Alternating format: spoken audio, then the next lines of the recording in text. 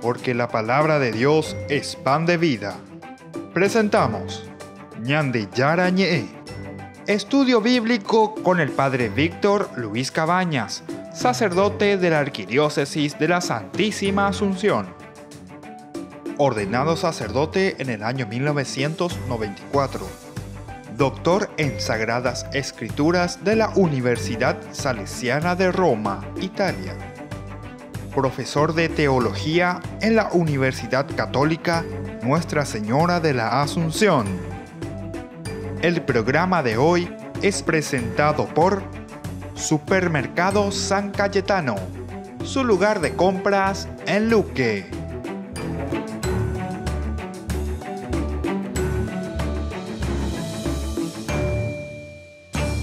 Queridos amigos, estamos iniciando nuestro programa de Ñande Yara Ñe'e, estudiando nuestro curso bíblico el libro de Levítico. Y en estos días estamos reflexionando principalmente algunas de las características o los elementos teológicos que nos trae este libro tan lindo. El primer tema teológico era el de la santidad, el Kadosh, que ya hemos reflexionado bastante. El segundo, del Hatat, ¿verdad?, del pecado y la expiación, Kippur, Yom Kippur, el día de la expiación incluso, ¿verdad? Y el tercero, el que nos habla directamente de la comunidad. La comunidad, estamos reflexionando en estos momentos y tenemos tres elementos básicos fundamentales, ¿verdad? Un trasfondo histórico. Ese trasfondo histórico nos indica más bien el aspecto social, que viene de una antropología, ¿verdad?, del cómo la gente convivía, cómo la gente se relacionaba, o cuáles eran las necesidades de esa comunidad en ese lugar geográfico, decíamos, ¿verdad? Entra el aspecto bien antropológico, que depende mucho de la geografía, depende mucho también de la historia, depende mucho de la cultura. Así se va formando esa cultura, ¿verdad? Y en este sentido tenemos el trasfondo histórico, cómo se comportaban las familias, cuál era ese sentido de solidaridad que tenían unos con los otros. Ciertamente que se necesitaba mucho más. ¿Por qué?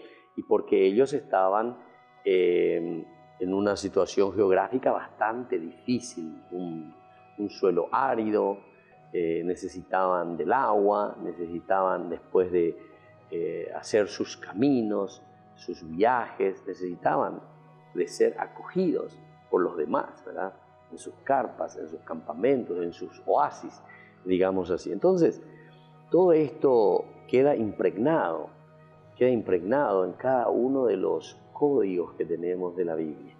Y el libro de Levítico en este sentido insiste mucho. Nosotros hablamos desde este trasfondo histórico después de una vivencia de fraternidad, la fraternidad que nace también desde aquí, el Teshacuaye, Yacuamalo y Cotereva, ¿verdad?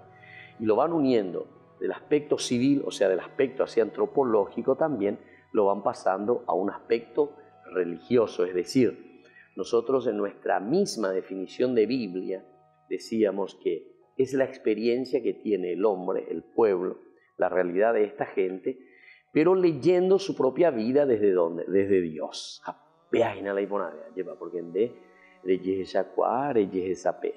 Bueno, así como nosotros necesitamos ser solidarios, ayudamos, bueno, ahora yo esta propia historia que estoy viviendo lo veo y digo, bueno, Dios actúa de esta manera, o Dios verdaderamente actuó en mi vida de esta manera. Por lo tanto, yo estoy llamado también a actuar de la misma manera con mis semejantes. ¿Se dan cuenta? Es muy interesante todo esto, el aspecto bien antropológico, y yo diría algo más todavía, el aspecto bien histórico, ¿verdad?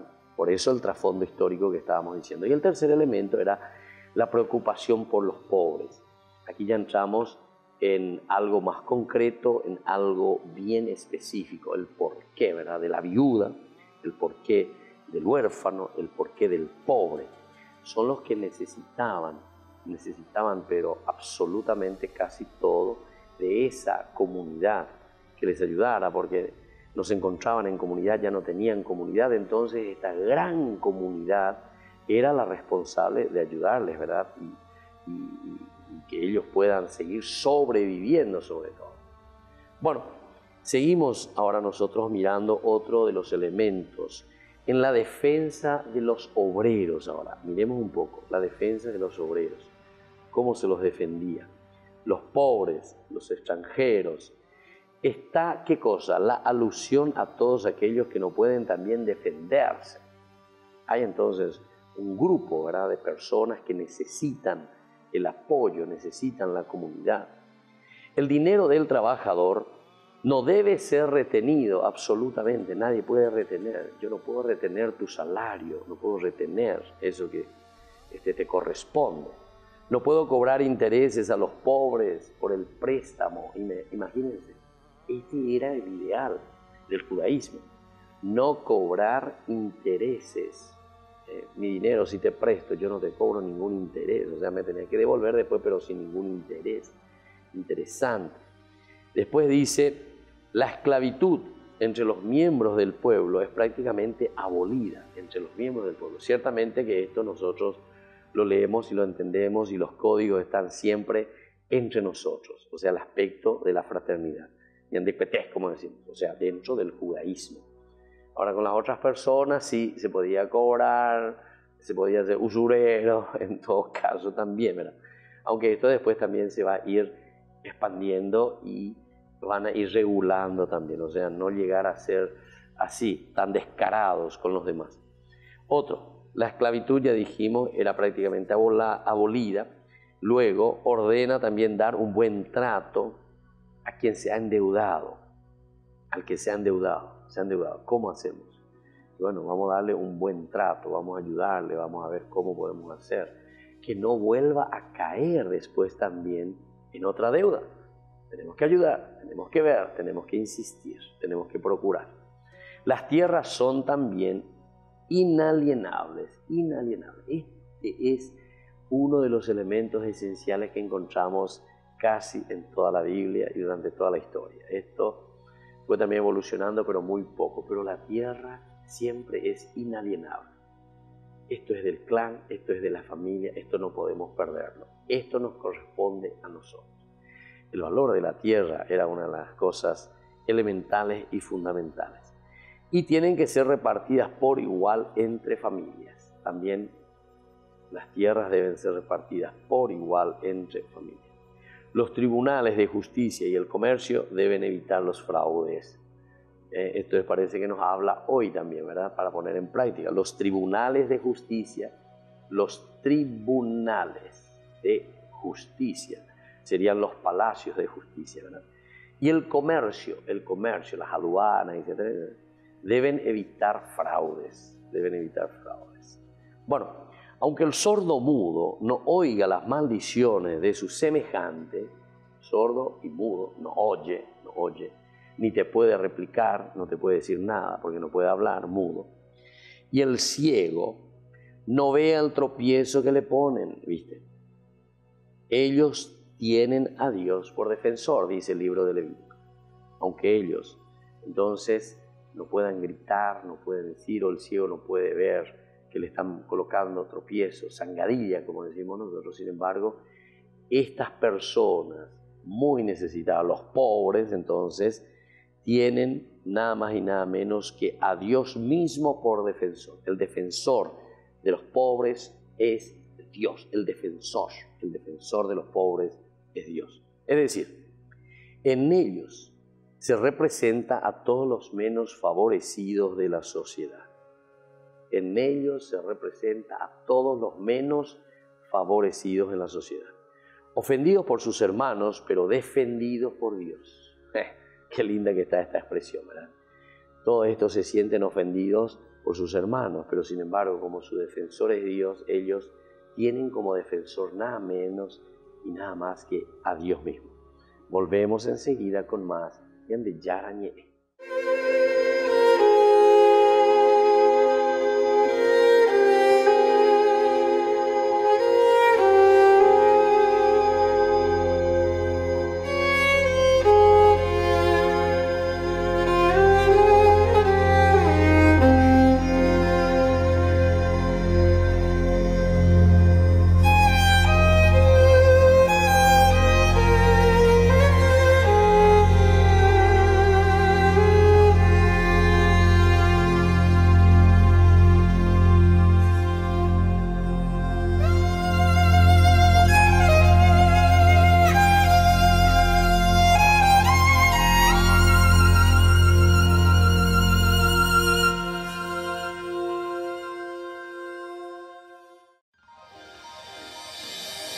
San Cayetano Comercial, tu lugar de compras en Luque.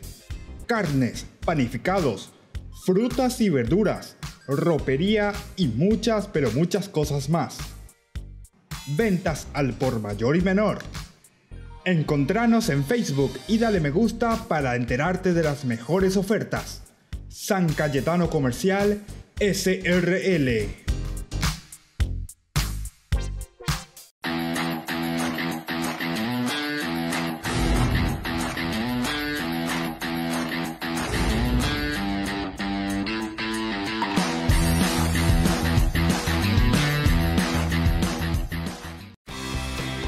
Porque decidiste cambiar y mejorar. Elegiste ser quien siempre te propusiste. Tu fortaleza es la confianza. Y esa confianza te llevó a que ahora te llamen doctora.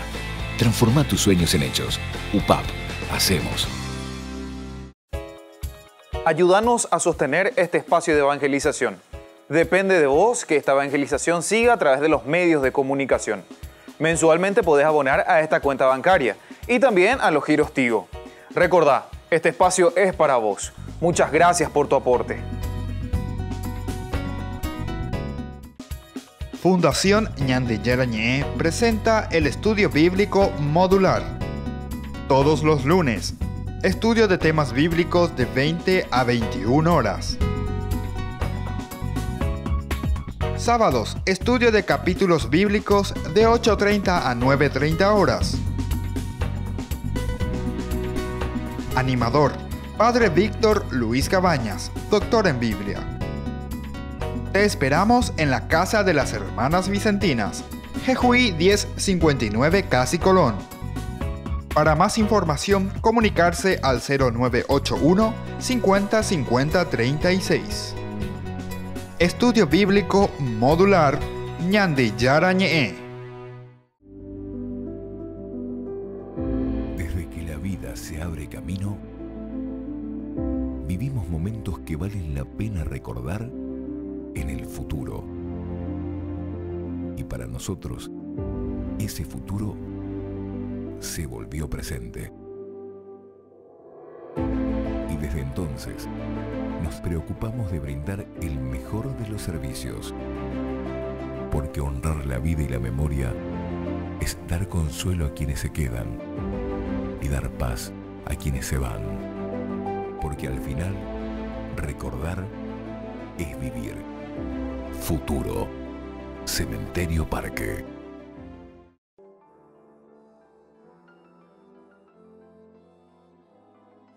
Estamos volviendo con Ñande Yarañé. En esta oportunidad tenemos la visita de una de las hermanas que está trabajando en el IPS. Queremos hablar con ella, queremos conocer un poco la realidad pastoral. ¿Qué hace la iglesia en este segmento? Eso es lo que queremos conocer también, este servicio que algunas veces es un servicio tan silencioso, pero sin embargo es un servicio tan necesario e indispensable dentro de esa caridad y de ese amor que nos pide la Biblia, que nos pide el Señor. ¿Qué tal? ¿Cómo está, hermana? Muy bien, padre. Bueno, queremos conversar un poco contigo, tu nombre, si nos decís de dónde venís, incluso un club entero, diga tú eres hermana, sin ningún problema. Me llamo Severiana López, nací en Ubucuí, el Centauro de Ubucuí. En el Centauro de Ubucuí y malcriada ya por Mingaguazú. ¿Dónde estuviste en Mingaguazú, hermana? En el kilómetro 20. ¿Kilómetro 20? Sí, María Auxiliadora. barrio María Auxiliadora. Sí, entonces con los salesianos. Sí. Allí. ¿Y estudiaste ahí en el colegio? Estudié un año en el colegio. Hice el quinto grado. Quinto grado. Sí, María Auxiliadora. María Auxiliadora. Sí. Porque ahí estaban dos colegios, uno que está detrás de la iglesia. Las damas salesianas. Las damas salesianas, sí. Exactamente. Sí, no, en el colegio María Auxiliadora hice. Ya. ¿Y después dónde fuiste a estudiar? Después hice en una escuela en Ciudad del Este. Ah, ya. Y en el Gimnasio del Saber hasta tercer curso. ¿Dónde es eso, Gimnasio del Saber? ¿En dónde queda? ¿En Ciudad del Este? En Ciudad del Este. Ah, mira. Sí. ¿Y de allá te ibas siempre? ¿Kilómetro 20? ¿Hasta allá? No. Ahí ya estuve viviendo en la casa de mis tíos. Ah, estuviste viviendo. En Ciudad del Este. Ya. Bueno, hermana, vamos a comenzar primero. Queremos saber un poco así de tu historia, de tu vida. ¿Cómo es que el Señor llama a una persona, a una chica, a una joven en qué situación te encontrabas ahí en ese momento y cómo es que sentiste esta vocación, ¿verdad? O sea, vocación quiere decir este llamado de Dios para servir en las filas de tu congregación. ¿Qué congregación sos, hermana? Vamos a comenzar por ahí primero. De la congregación Hijas de la Misericordia de la Tercera Orden Regular de San Francisco. Puculento hoy. Y Puculas era. Bueno, sí. entonces, pero lo importante es que tiene, ¿qué espiritualidad tiene? La espiritualidad franciscana. Espiritualidad Francis Petkoviana, de María Petkovich y de San Francisco de Asís. ¿De dónde es la santa esta Petkovich? La beata María Petkovich es croata, nació en Croacia, en Plato, y fundó la congregación en el año 1920. Ya. Y estamos ya entrando al camino al centenario. Al centenario, sí. 100 años. 100 años, el año que viene. Aquí en Paraguay. Aquí en Paraguay, toda la congregación. Ya. Toda la congregación. ¿Y en Paraguay desde qué año que están? Desde 1941. 1941, o sea que sería, ¿cuántos años entonces? Si es del 41 hasta aquí, ¿cuánto ya? Entonces, al 91 sería 50, 2001, 60, 2011... 72, 68. 68, claro. Entonces va a ser, bueno, entonces interesante el trabajo que están haciendo entonces también. Bueno, pero vamos a comenzar entonces, primero decíamos por tu vida, eso es para conocer un poco la congregación como tal, hermana. Bueno, ¿cómo vos sentiste ese llamado? ¿Vos estabas dentro de algún grupo juvenil o vos estabas solamente estudiando? ¿O qué pasó para que te surja o te venga esa idea de entrar con las hermanitas? A partir de los 7 años sentí la llamada, o sea, tengo una tía que es hermana de mi mamá y yo recuerdo que a partir de los 7 años jugaba ya a ser hermana con mi hermana. Sí. Nos vestíamos así como hermanitas. Después pasó el tiempo, a los 12 años, ya cuando vivía ya en Mingaguazú, mi mamá me llevó junto a las hermanas de las Hijas de la Misericordia en Hernandarias. Pero no me dejaron allí, no me dejaron la comunidad. Regresé con mi mamá en casa terminando... Porque era muy pequeña, sí, ciertamente. Porque era muy pequeña, claro. No tenía la edad. Pero ya fueron a pedir luego para entrar, para ingresar. No, mi mamá me llevó. Ah, te llevó. Sí, mi mamá es mi primera promotora vocacional. Ah, ya. Sí. Pero entonces, ¿cómo venís fuera y mandé ir? ¿O no? No. ¿Cuántos años tenía? 12. 12 años. 12 años. A la cuenta. Era terrible ya los 12 años. No fue por eso. No fue por eso. No, bueno, nada que ver. Por eso pregunto, fue porque quiero saber. ella quería lo mejor para mí. Pero a lo mejor yo no tenía cuando eso bien claro todavía. Sí, Está claro, bien, claro. Tenía esa inquietud así, pero no sabía lo que era. O sea, porque vos ya tenías esa inquietud, entonces tu mamá más o menos como para responder a esa inquietud, entonces te dio. No, pero también, por ejemplo, Santa Teresita de Lisieux, la famosa Santa Teresita, ella, por ejemplo, dice de jovencita ya quería entrar, pero no se permitía todavía, no le llevó también, su mamá también le llevó, ¿verdad?, al convento y no le permitió. Decía a los 15 años, haciendo ya una excepción, no se podía. Sí. Bueno, ¿y después? Bueno, y después pasó el tiempo y 12 años. Después viene 15, 16, 17. A los 17 años empecé a trabajar. Empecé a trabajar en la J. Bierzi como promotora de ventas de whisky, sí. No me digas. Ahí empecé yo a tener amistades en Ciudad del Este, en los negocios. Ah, ya. Sí, y gracias a Antonio, ¿verdad? Que así a una edad tan temprana edad, ¿verdad? Que me recibió a trabajar así en su empresa, pero me fue muy bien. Fui una buena vendedora. ¿En serio? Sí, y hasta ahora sigo siendo buena vendedora. Bueno, entonces te vamos a dar algún trabajo para que venda. Ahí empezó todo a cambiar en mi vida, porque empecé a tener amistades, empecé a salir, a bailar y todo eso. Y así pasó el tiempo, 4 años, salí de J. Perdón, Bierzi. o sea que vos te olvidaste ya ahí de eso que vos sentías. Sí, olvidé. O sea, claro. La platita que sí, ya la platita, venía, te hizo olvidar. La platita, las fiestas, y, ¿Así? Y sí, realmente, pero tenía contacto con mi tía. Ciertamente nos escribíamos, yo le escribía y un día ella me contestó la carta que estaba muy enferma, que fue operada de tumor y todo eso, y le conté a mamá se puso triste, lloraba, y yo para consolarla le dije, mamá, no te preocupes, yo me voy a ir a cuidarle a tía. Ya. Pero yo tenía otra intención. Yo quería ir a quedarme allá en Roma para trabajar. Ah, ella estaba en Roma. Ella vivía tu en tía, Roma. En Roma. Sí, ella 40 años, más de 40 años vivió allá. ¿En Fue la serio? enfermera personal de la madre fundadora. ¿En serio? Sí. Ah, mira un poco. Sí, y entonces, pero eso pasó después de mucho tiempo. O sea, yo dejé a J. Bierzi y empecé a trabajar en Edesa. Pero así en una de las fiestas... Edesa es también de los whisky, también, de alcohol. también la o sea, misma, siempre te atajó el alcohol. Sí, a lo mejor. No, pero yo no consumía. Claro, tanto no. Pero ¿verdad? le sí, metías no, en el pecado. Voy a a la mentir gente. que ¿Sí? digo sí, que no consumo, pero probábamos los licores riquísimos. Ah, sí, tenías que Quedábamos probar. en degustación, por supuesto. y bueno, por ahí en una de las salidas así en la discoteca, yo sentía siempre algo en mí que no era contenta plenamente, a pesar de que tenía trabajo, tenía todo lo que una chica podía desear. Me vestía bien, tenía amistades, yo salía cuando quería, sí, y era libre, pero no era feliz. Pero un día, así una noche, en la discoteca yo escuché la voz, escuché así, y Dios, ¿qué lugar ocupa en tu vida? Y Pero eso vos no así estabas en una discoteca. en una discoteca. ¿Vos estás segura que vos no estabas tomada? En Foz del Iguazú. ¿Ah, sí? En Foz de Iguazú. En Foz. ¿Y la voz Claro, vino no, en yo- portugués o en castellano? ¿O En guaraní? castellano. En castellano. Dios. ¿En serio? Y yo repetí O sea, vos esa voz. sentiste así Yo como que escuché- algo, como que te llamaba. Como Sí, yo diciendo, escuché eso y es como que me dejó así perpleja porque, ¿y ahora qué respondo Claro, yo? claro, Mi claro. vida, y Dios, ¿qué lugar ocupa en mi vida? Y Dios, ¿qué lugar ocupa en tu vida? Era primero. Yo repetí eso, y Dios, ¿qué lugar ocupa en mi vida? Y no sé, me quedé así con esa incógnita, pero a partir de ahí todo ha cambiado. Claro, No es que claro. todo cambió, pero yo ya me sentía diferente. Claro. Podía reflexionar. O sea, y- eso, comenzar a entrar dentro de Sí, vos misma, sí, preguntarte a vos sí. misma qué es lo que estás haciendo. Pero sí.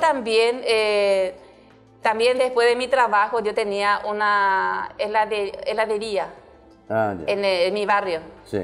Pero no era una heladería muy frecuente, que la gente no venía Claro, porque claro, era un claro. lugar pobre. Y entonces, ¿qué hacía yo? Después salía de mi trabajo a las 4 de la tarde, llegaba en casa y me iba a la heladería para quedarme ahí para Vender un algo. poquitito, claro. ¿Y qué hacía? No había nadie y leía la Biblia. Ah, ya. Sin saber lo que leía, pero yo leía la Biblia. Claro. Y eso fue lo que a mí me construyó, digamos, como persona. A pesar de no entender, yo sé que era eso lo que me cambió. Yo me di cuenta de eso ya cuando estaba en la congregación, en el postulantado. Que ahí fue que eso fue un momento de mi formación espiritual. Claro. ¿Y qué, por Sí. ejemplo, hermana, si te acordás algo de lo que vos leías o algo que parece así como que te tocó y vos hasta ahora, por ejemplo, recordás de lo que ahí en ese momento leía? Por ejemplo, a mí lo que se me quedó fue Oseas ¿Así? 2:16. ¿Qué dicen? La llevaré al desierto y le hablaré de amor. La volveré a conquistar. Y yo siempre todo lo que leo, yo reflexiono desde mi persona. Claro, claro, yo me sentía realmente alejada, que no era muy frecuente a la misa. Claro, me claro. iba a la misa, pero la verdad que cuando estaba dentro de la celebración eucarística no quería que terminase. Yo quería que sea para siempre ese momento, porque no sí. quería volver. Porque yo sé que salgo de ahí, voy a casa, era la música, era otra vez yo con mi vida, mi estilo de vida, qué sé yo. Claro. Era algo que no me gustaba, algo que no me hacía feliz. Entonces, cuando fui a Roma, después de eso, ¿verdad? Cuando tuve que vender todo lo que tenía, porque no teníamos dinero, yo de mi salario gastaba todo. Claro. Y todo lo que compré volví a vender Ya. para irme. Y fui O allá. sea, vos todavía no entraste en la congregación. No, Vos todavía no Yo eras fui religiosa. sin tener contacto con ¿Y las vos hermanas. qué querías? Sin tener contacto Acá todavía sin con las tener hermanas. contacto con las hermanas ¿Y vos, fui. pero querías ir a Roma para ayudarle a tu tía, para cuidar a tu tía, Eso o era- ahora querías ya... Eso era lo que le dije a mamá, pero yo en el fondo de mi corazón tenía Era mi para ir a proyecto. trabajar. Era Sí, mi sí, proyecto, sí, no sí. quería regresar. Yo quería quedarme ahí, ¿verdad? Claro, Sí. claro. Y también era para casarme con un conde. Conde. Sí. ¿Así? O sea, ese era tu sueño. Sí, ese era mi sueño, pero yo le decía a mamá, yo me voy a ir a casar con un conde. ¿Ah, sí? Sí, mi hija me decía, pero Dios tenía otro proyecto para mí. Claro, claro. Sí. Claro. Pero al final me casé con el rey, ¿verdad? no con el conde. Está bien. Y bueno, entonces así estamos hablando y estamos escuchando ahora el testimonio de la hermana Severiana, ¿verdad? Ella es de Ubicuí, el centauro de Ubicuí, dice que nació también allí, ¿verdad? Sí. Bueno, no te voy a preguntar tu partido político porque seguramente que de raíz, ¿verdad? no tenemos, dice, están de familia fuera. Bueno, sí. Y sobre todo lo que estamos mirando un poco, cómo Dios llama, es muy interesante toda esta vocación, ¿verdad?, que estamos escuchando, y así también con miles de personas o con tantos otros que son llamados por Dios, tantas otras religiosas también que son llamadas por Dios, y cada uno tiene un llamado especial. Dios nos toca en el corazón en ese lugar en donde nos encontramos. Y seguiremos con nuestra entrevista próximamente. Hoy le agradecemos y seguiremos mañana. Volvemos enseguida con más Ñande Yarañe.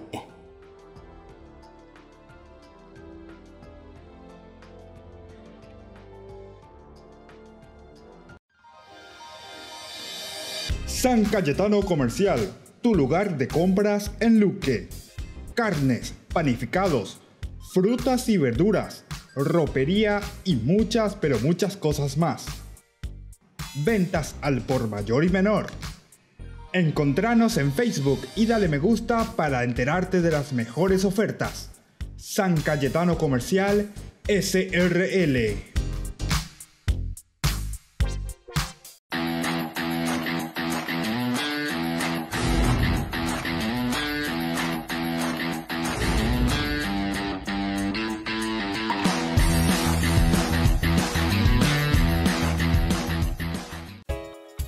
Ayúdanos a sostener este espacio de evangelización. Depende de vos que esta evangelización siga a través de los medios de comunicación.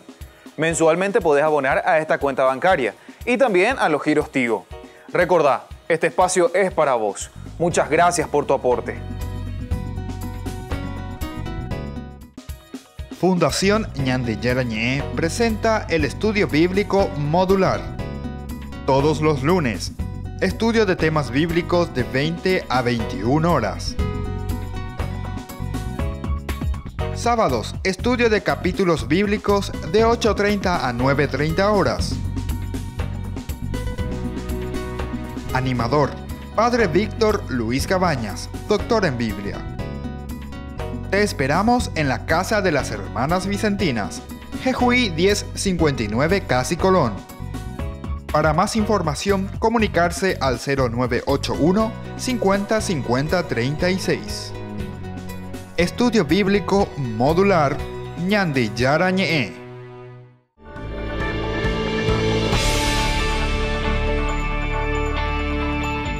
Queridos amigos, estamos en Ñande Yarañé, reflexionando desde el libro del Levítico.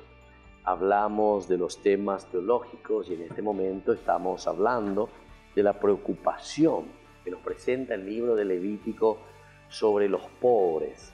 Dice que el defensor de los pobres es Dios mismo. A pesar, dice, que los que ofenden a los pobres somos nosotros, pero sin embargo Dios sale como defensor de ellos.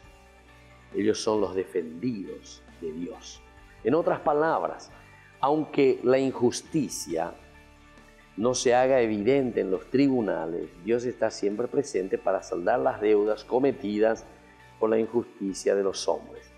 Desde aquí entonces se comienza a hablar, ¿verdad? Es Dios el que acompaña, el Dios el que está con el necesitado. A pesar, dice, que no se está haciendo justicia humanamente hablando, Dios sin embargo hará justicia.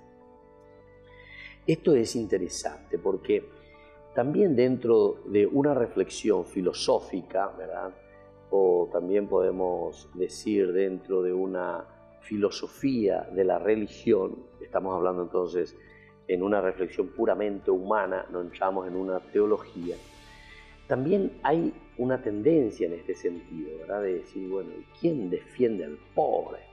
¿Quién defiende a aquellas personas que no pueden, no reciben ayuda de los demás, pero no en el sentido de ayuda económica que no están recibiendo, sino que no reciben una ayuda cuando ellos están clamando por justicia o cuando estos pobres están clamando por su propia dignidad, cuando no reciben. ¿Quién se encarga de ellos?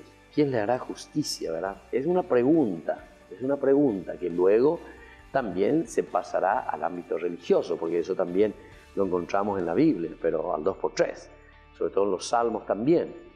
Cuando el pobre clama al Señor, dice, ¿verdad? El Señor después lo escucha.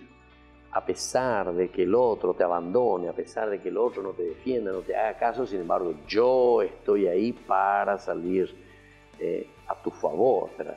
Al pobre, al desdichado, etcétera, etcétera.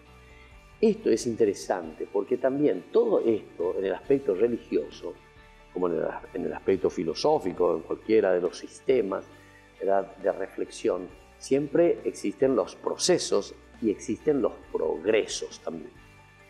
Aquí, dentro del proceso que existe de esta reflexión, llegaremos más adelante a lo que le llamamos al movimiento apocalíptico. Porque el movimiento apocalíptico, ¿cómo presentará a los pobres y cómo presentará a los desdichados o a estas personas que claman a Dios y que no obtienen justicia? Porque el que les tiene que dar la justicia, más que darle la justicia, los están oprimiendo. Y dice luego, ¿verdad?, el juez que tendría que ayudarle a poner justicia es sobornado y por lo tanto sale a favor del otro. Pero uno se da cuenta, pero así nomás míralo, abre los ojos y se da cuenta que aquí hay soborno, y no solamente que hay soborno, ¿verdad?, porque eso uno se da cuenta por las decisiones que toman después, porque las injusticias que se cometen contra estos pobres o contra estos desvalidos o con ese indefenso, entonces se nota, pero así, a la legua, decimos nosotros, a la legua. Bueno, y dentro del movimiento apocalíptico, después en este proceso, ellos hablarán y dirán que Dios mismo hará justicia y Dios mismo vendrá, dice, ¿verdad? De ahí es que nosotros hablamos de un Mesías. Y aquí hace la unión. Es una cosa maravillosa, ¿verdad? Y mirá, nosotros estamos encontrando esto ya en el libro del Levítico. ¿Por qué es una cosa maravillosa? Porque ellos unen los dos elementos. Por una parte, el Mesías, que tiene que ser alguien que tenga que poner justicia, alguien que tenga que poner las cosas en orden. No pueden existir los pobres. No pueden existir los indefensos, no pueden existir estas viudas a quienes no se les devuelve la dignidad. ¿Pero por qué no se les devuelve la dignidad? No es porque nadie, pobrecito, no se da cuenta entero de este año de Taud, anda y loicoa. No, la Biblia no te dice eso, no es por esta razón, sino que la Biblia te dice directamente porque nosotros nos hemos alejado de Dios y entonces nos dejamos sobornar. Los que tienen que poner justicia son los primeros que están haciendo mayor injusticia con aquellos que están clamando por justicia, ¿verdad? Bueno, ese es un primer elemento, desde una reflexión bien antropológica, filosófica, si uno quiere, y ahora entonces lo proyecta desde ese nombre de Mesías, que tiene que ser un David, pero un David histórico, según ellos, un David que viene con la espada, con el caballo, que pone orden y disciplina, es decir, un tendotá que valga la pena.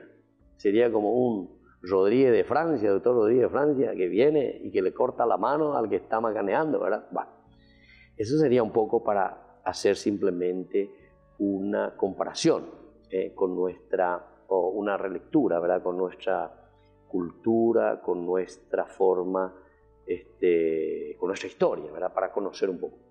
Pero aquí ellos después lo proyectan hacia el aspecto religioso también. Y el aspecto religioso que cambia el chip de todo lo que ellos estaban hablando aquí, ahora te habla el movimiento apocalíptico, el que hace esto, dice, no, el Mesías vendrá, que es un ungido, pero vendrá, es Dios mismo el que viene, es Dios mismo. Pero Dios mismo que se encarna, Dios mismo que entra en el hombre, pero es la fuerza de Dios. Cambia entonces el chip aquí, ya no es simplemente un humano. ¿Por qué? Y porque la situación que se ha dado siempre en la historia es que el hombre simplemente se ha dejado, ¿verdad? Se ha dejado llevar por el vicio de su propio pecado. En lugar de poner justicia, trae más injusticia. En lugar de atender al pobre, al huérfano, a la viuda, a ese que está en una situación indefensa, sin embargo, lo pone en situación mucho peor, ¿verdad? En esa situación que ha empeorado. Y por eso se habla de un Mesías desde el movimiento apocalíptico que viene desde lo alto. Es Dios mismo entonces el que viene. Y desde ahí viene todo el reino de Dios, etcétera, etcétera. Es interesante, ¿verdad? En este proceso. Y por eso te está diciendo aquí. En otras palabras, aunque la injusticia no se haga evidente en los tribunales, porque ese fue el problema. No te van los tribunales y gana el que paga más, pero así directamente. Incluso ahora, descaradamente, ya te ponen el precio. ¿Vos querés eso? Te cuesta tantos $1000. ¿Pusiste esos tantos $1000? Entonces tranquilo, ya le ganamos de juicio, le ganamos de favor. Y claro, el otro indefenso, el otro no tiene nada, ¿verdad? Para coimear, y entonces, Dios ahora, dice el movimiento apocalíptico, estará siempre presente para saldar las deudas cometidas por la injusticia de los hombres. Miren entonces, estamos en el libro de Levítico, y estas cosas ya eran situaciones problemáticas ya en aquel tiempo, a pesar de que no existían así grandes palacios como tenemos ahora de la justicia, digamos de esta manera, por llamarle por su nombre, ¿verdad? Pero te está demostrando que hay una sed, ¿verdad? Hay un deseo desde el autor sagrado de decir, atención, no podemos continuar de esta manera. Tenemos que cambiar, tenemos que ser diferentes.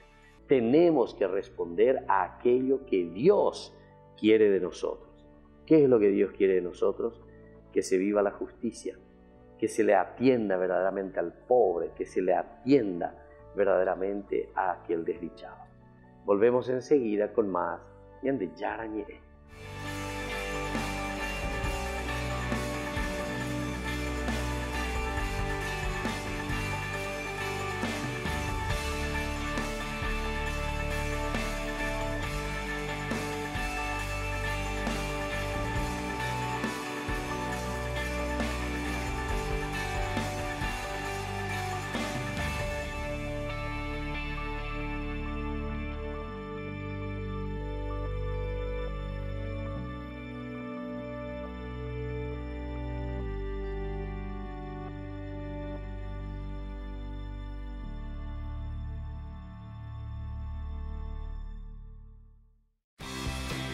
Porque decidiste cambiar y mejorar. Elegiste ser quien siempre te propusiste. Tu fortaleza es la confianza. Y esa confianza te llevó a que ahora te llamen ingeniero. Transforma tus sueños en hechos. UPAP. Hacemos. San Cayetano Comercial, tu lugar de compras en Luque. Carnes, panificados, frutas y verduras, ropería y muchas, pero muchas cosas más. Ventas al por mayor y menor. Encontranos en Facebook y dale me gusta para enterarte de las mejores ofertas. San Cayetano Comercial SRL.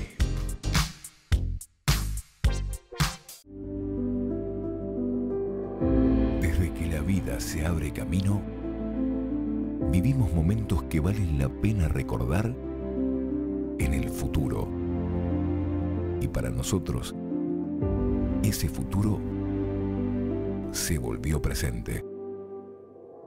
Y desde entonces, nos preocupamos de brindar el mejor de los servicios. Porque honrar la vida y la memoria es dar consuelo a quienes se quedan y dar paz a quienes se van. Porque al final, recordar es vivir. Futuro. Cementerio del Este. Fundación Ñande Yarañé presenta el estudio bíblico modular. Todos los lunes, estudio de temas bíblicos de 20 a 21 horas. Sábados, estudio de capítulos bíblicos de 8:30 a 9:30 horas. Animador, Padre Víctor Luis Cabañas, doctor en Biblia. Te esperamos en la Casa de las Hermanas Vicentinas, Jejuí 1059 Casi Colón. Para más información, comunicarse al 0981 50 50 36. Estudio Bíblico Modular Ñande Yarañé. Porque decidiste cambiar y mejorar. Elegiste ser quien siempre te propusiste. Tu fortaleza es la confianza. Y esa confianza te llevó a que ahora te llamen abogada. Transforma tus sueños en hechos. UPAP, hacemos. Ayúdanos a sostener este espacio de evangelización. Depende de vos que esta evangelización siga a través de los medios de comunicación. Mensualmente podés abonar a esta cuenta bancaria y también a los giros Tigo. Recordá, este espacio es para vos. Muchas gracias por tu aporte.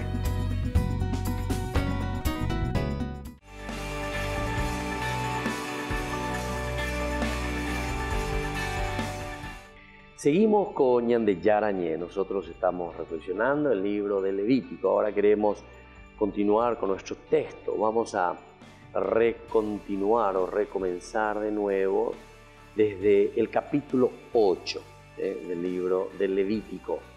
En este capítulo nos van a hablar de la investidura, nos habla de la investidura de los sacerdotes, la consagración de Aarón y sus hijos.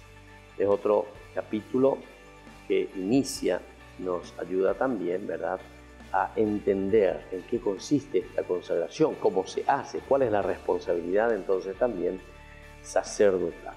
El Señor dijo a Moisés: reúne a Aarón y a sus hijos, tomas las vestiduras, el óleo de la unción, el novillo para el sacrificio por el pecado, los 2 carneros y la canasta de los panes ácimos, y congrega a toda la comunidad junto a la entrada de la carpa del encuentro. Moisés hizo lo que el Señor le había ordenado, y cuando la comunidad estuvo reunida a la entrada de la carpa, él les dijo: el Señor ha mandado hacer estas cosas. Entonces Moisés ordenó que se acercaran a Aarón y sus hijos y los lavó con agua. Después impuso la túnica a Aarón y se la ciñó con la faja. La vistió con el manto y le puso encima el efod, ciñéndolo con el cinturón, de manera que se lo dejó bien ajustado. Luego le colocó el pectoral y depositó en él el urín y el tumín. También puso sobre su cabeza el turbante y encima de este, sobre la frente, colocó la flor de oro, el signo de su consagración, como el Señor se lo había ordenado. Enseguida Moisés tomó el óleo de la unción, ungió la morada y todo lo que había en ella, y así los consagró. Hizo 7 aspersiones con óleo sobre el altar, y ungió el altar y todos sus utensilios, la fuente y su base, para consagrarlos. Luego derramó óleo sobre la cabeza de Aarón y lo consagró por medio de la unción. Finalmente Moisés hizo que se acercaran los hijos de Aarón, los vistió con túnicas, los ciñó con fajas y les ajustó las mitras según la orden que el Señor le había dado. Bueno, miremos un poco. Esta es una primera partecita, ¿verdad? Hasta el versículo 13, del 1 al 13, capítulo 8.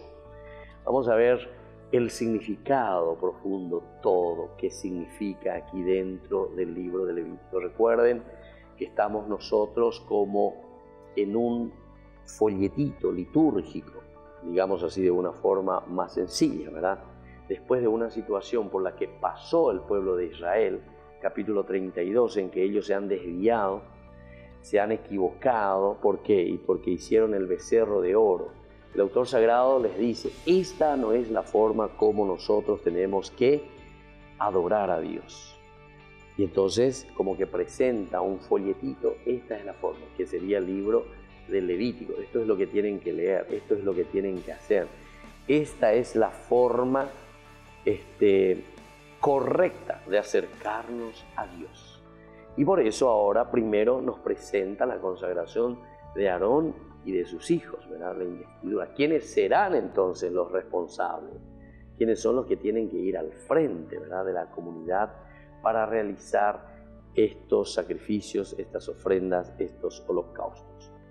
Las disposiciones, por lo tanto, para la consagración de Aarón y de sus hijos, del sumo sacerdote y el resto de sacerdotes, se había ya presentado, recuerden, en el libro del Éxodo. Nosotros ya leímos capítulo 28 y 29, donde se da la orden de preparar sus vestimentas y el rito también de la consagración.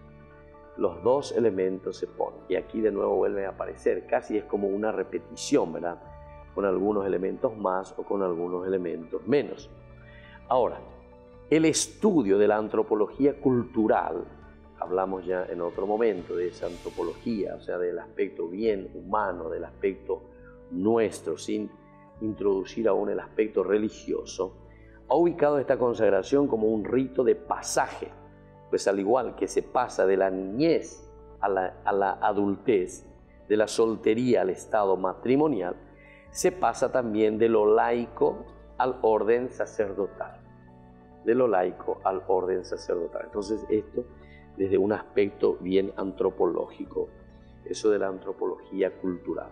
De lo laico a lo sacerdotal a través de un rito que establece la nueva situación de la persona. Esto indica la importancia del rito de consagración sacerdotal en el Levítico, indica la importancia, por lo tanto, del rito de consagración sacerdotal. Qué importante que es esto entonces, ¿verdad? Y luego, aquí vemos que el sacerdocio o el sacerdote, ¿verdad?, que está en el Antiguo Testamento, este sacerdocio va evolucionando en el Antiguo Testamento, poco a poco va evolucionando. No hay nada en realidad que quede así de una forma que no evoluciona, que queda ahí perenne, anquilosado en todo caso, no. ¿Por qué? Porque estamos dentro de una historia de salvación.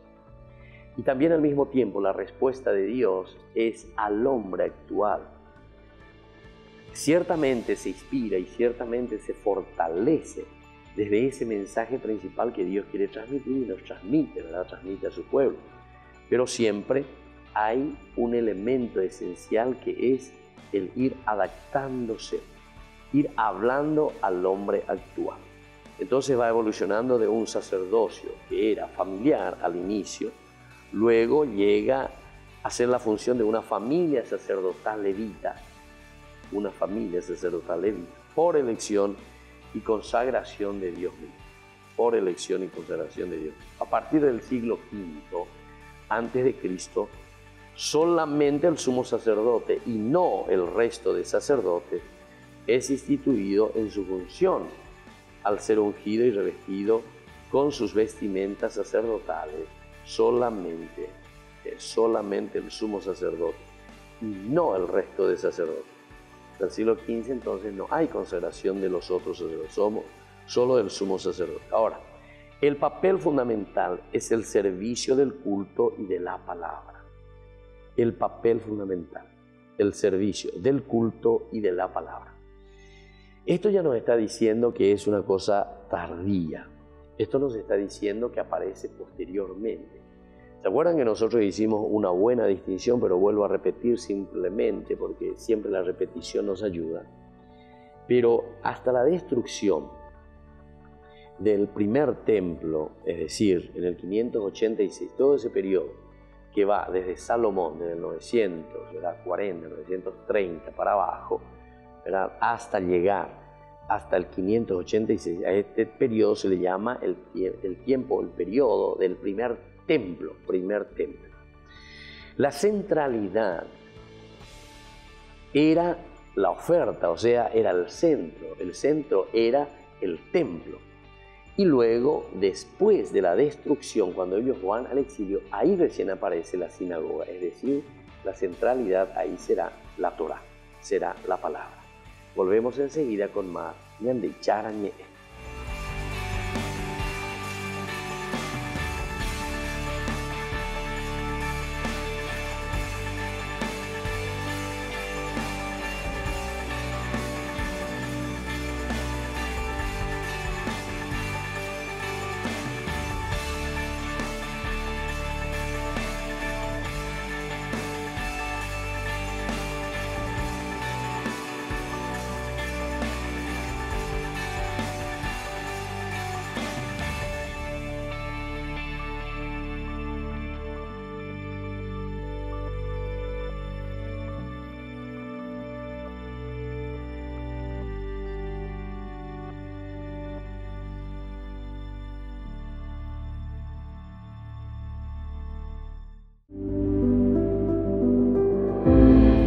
la vida se abre camino, vivimos momentos que valen la pena recordar en el futuro.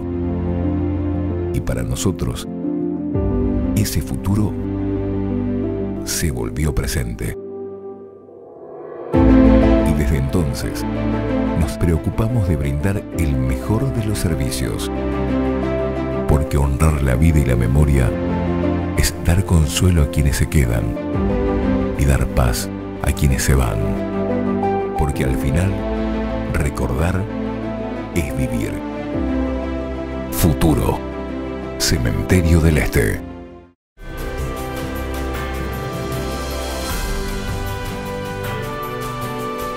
Seguimos con Ñandeyarañé. Estamos reflexionando desde el libro de Levítico. Hemos comenzado, ¿verdad?, a conversar un poco sobre la consagración de los sacerdotes y también las reglas complementarias que encontramos en este bloque que va desde el 8 al 10. ¿Se dan cuenta? Esto también a nosotros nos ayuda a entender cómo después se va ordenando la Biblia. Yo prefiero utilizar este verbo, ¿verdad?, el ordenar la Biblia, más que decir escribir la Biblia, ¿verdad? Se escribe la Biblia, pero la Biblia se escribe también en diferentes tiempos, es decir, lo que se van escribiendo son las perícopas en una forma independiente, que luego un redactor final o una comunidad lo va poniendo en un cierto orden, y entonces aquí podemos encontrar este orden que se refiere directamente a centrarse un poco en la consagración, la investidura de los sacerdotes y también de otras reglas complementarias que se refieren ciertamente a esta investidura sacerdotal. Bueno, entonces hablábamos nosotros y decíamos que el sacerdocio del Antiguo Testamento fue evolucionando, de un sacerdocio que primero era muy familiar, allí encerrado, hasta llegar también a hacer la función de una familia sacerdotal levita. Los levitas son los encargados después de llevar adelante todo el aspecto cultural, por elección y consagración de Dios mismo, ¿Se dan cuenta cómo esto es cultural también y cómo ellos van descubriendo y van diciendo? Porque aquí, si es que vamos a pensar y vamos a mirar un poco nuestra realidad de hoy, los israelitas en este caso solucionan, digamos así, muy rápidamente el aspecto religioso o el aspecto de la vocación sacerdotal, o sea, ¿quiénes se van a encargar del culto? No es como nosotros que decimos, ¿quién tiene vocación? Dios le llamó, él tiene vocación, entonces se hizo sacerdote, se hizo religioso, lo que sea. No, aquí el hecho, vos naciste levita y vos ya de por sí, por ser de esta tribu, entonces ya tenés esta función, Es interesante, ¿verdad? O sea, tiene una forma mucho más fácil de solucionar el aspecto, ¿verdad?, cultural, el aspecto religioso. Todas las otras tribus reciben la parcela de tierra donde habitarán, donde plantarán, donde ellos trabajarán, se ganarán con el sudor de su frente. Sin embargo, los levitas no tienen absolutamente ninguna parcela.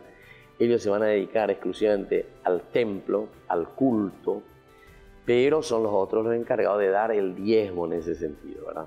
Porque ellos tienen que centrarse exclusivamente, ¿verdad?, a atender al pueblo en este aspecto, los levitas. Bueno, sigamos un poco.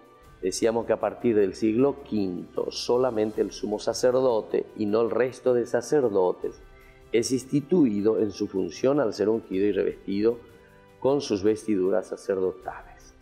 Es decir, que antes era solo, no existía otro, solamente era el sumo sacerdote, el que era consagrado verdaderamente. Ahora, el papel fundamental era el servicio del culto y de la palabra, decíamos, e hicimos esa explicación.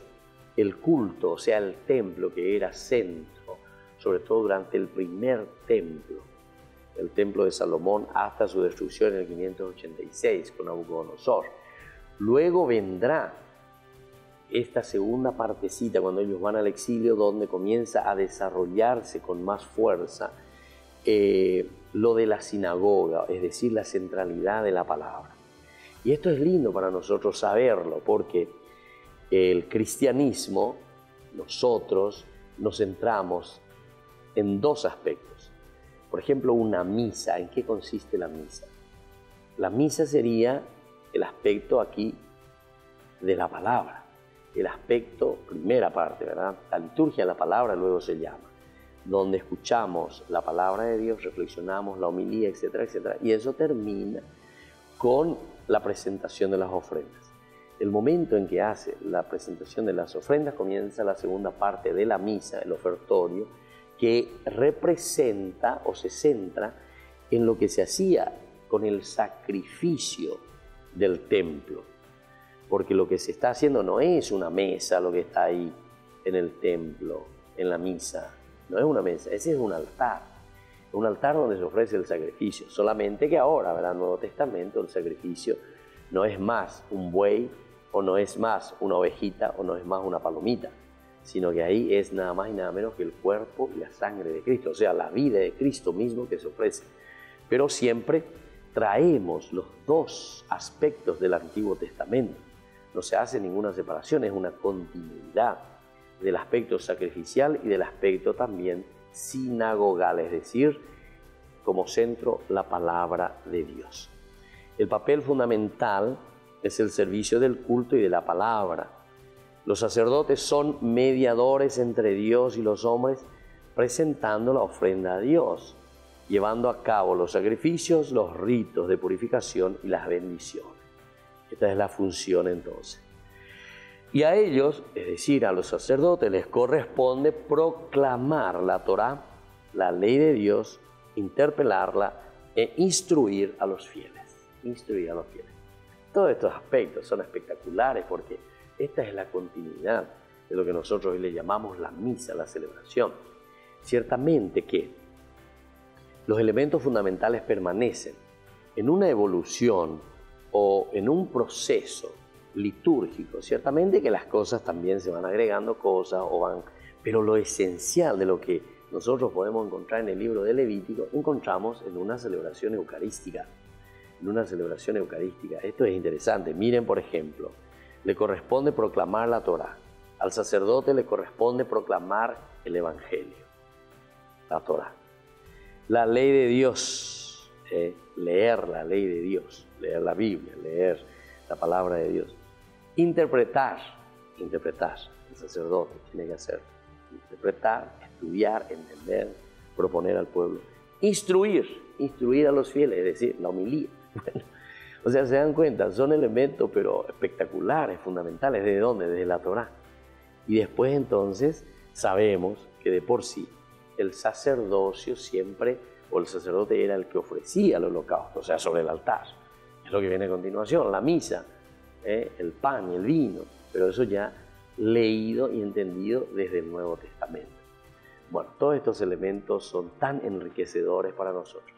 En la medida en que ñande ye pueda poner llevan va imaginar la ñande ye pueda ver misa sabe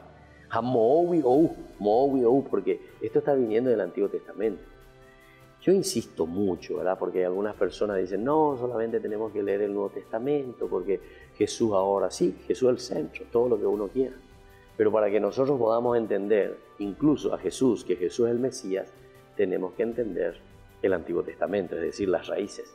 De dónde está viniendo todo este elemento conceptual religioso que nosotros hoy celebramos en nuestra vida y en nuestra fe. Y bueno, así vamos concluyendo entonces por el día de hoy, queridos amigos. Ñande Yarañe es siempre presente en la vida de cada uno de nosotros, en la vida de nuestras familias, en la vida de nuestras parroquias, en nuestra sociedad. Nos despedimos Ñande Yarañe con la bendición del Padre, el Hijo y el Espíritu Santo. Amén. Hasta la próxima con más Ñande Yarañe. Hasta aquí, Ñande Yarañe, estudio bíblico con el Padre Víctor Luis Cabañas, doctor en Biblia. Este programa fue presentado por